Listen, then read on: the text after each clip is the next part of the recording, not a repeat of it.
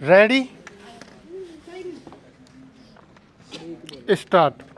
सभापति महोदय, ऐसे सभी संगठनों के मामले में जिनका कई मंत्रालयों से काम पड़ता है, समन्वित क्रियान्वयन की दृष्टि से यह अधिक सुविधाजनक होता है कि उनकी स्थापना के समय से ही प्रधानमंत्री उनसे संबद्ध हों। इसी प्रकार मंत्रियों की जिम्मेवारी घटाए जाने और सामूहिक दायित्व का निर्वाह न करने के बारे में बहुत कुछ कहा गया, लेकिन यह सब तथ्यों के एकदम विपरीत है। लगता है कि अनेक माननीय सदस्यों को यह अंदाजा ही नहीं है कि सामूहिक दायित्व का आशय क्या है।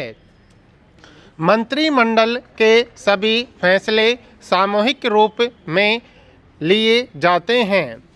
कुछ निर्णय अलग अलग मंत्री भी लेते हैं, लेकिन जिम्मेवारी सामूहिक होती है और ऐसे निर्णयों का सामूहिक रूप से अनुसमर्थन किया जाता है तथा पूरी सरकार द्वारा उनका बचाव किया जाता है।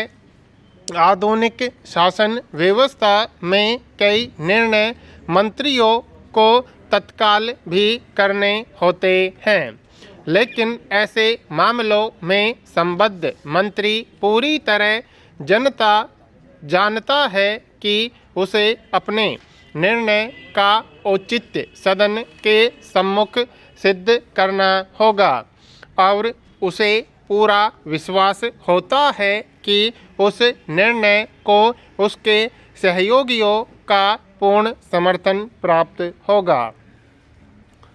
सभी विवादास्पद मामले या तो मंत्रिमंडल में या संबद्ध समितियों में रखे जाते हैं।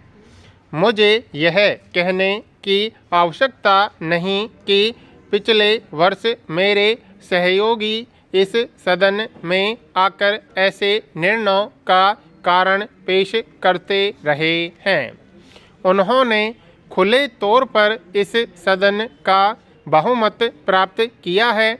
उन्हें कई बार तीखी चुनौतियां मिली हैं और उनके पांव उखाड़ने की कोशिशें की गई हैं, लेकिन उन्होंने इसका सामना सफलता के साथ किया है।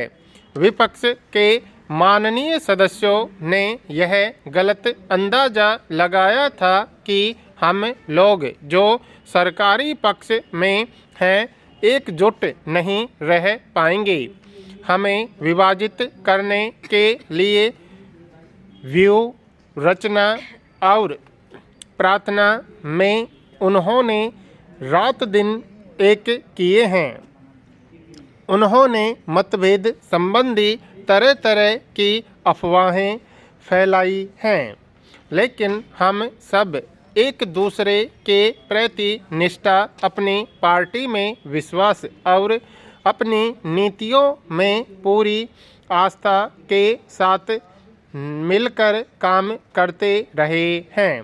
क्या मैं विपक्ष के माननीय सदस्यों से कहूं कि जो कुछ वे इस कठिन वर्ष में उपलब्ध नहीं करा पाए, उसे वे आने वाले महीनों में बिल्कुल ही प्राप्त नहीं कर सकेंगे।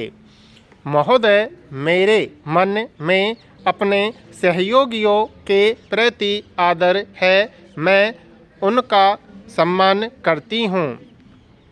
सभापति महोदय, वे जनता की भलाई के लिए समर्पित हैं और हमारे महान राष्ट्र की प्रगति चाहते हैं।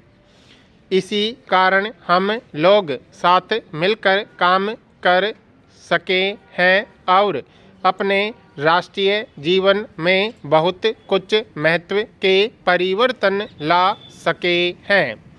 मैं माननीय सदस्य के इस कथन से अवश्य सहमत हूँ कि हम जो कुछ करना चाहते थे वे सब पूरा का पूरा नहीं कर पाए हैं।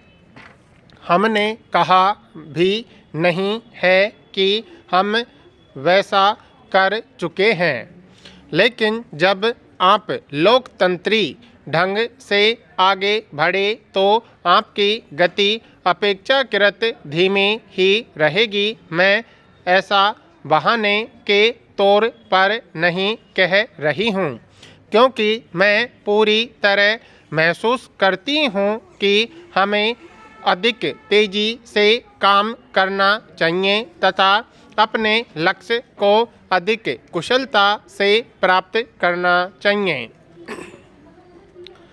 मंत्रिमंडल प्रशासन और संसदीय लोकतंत्र का निर्माण इस सिद्धांत पर होता है कि सर्वोपरि सत्ता विधानमंडल की होती है।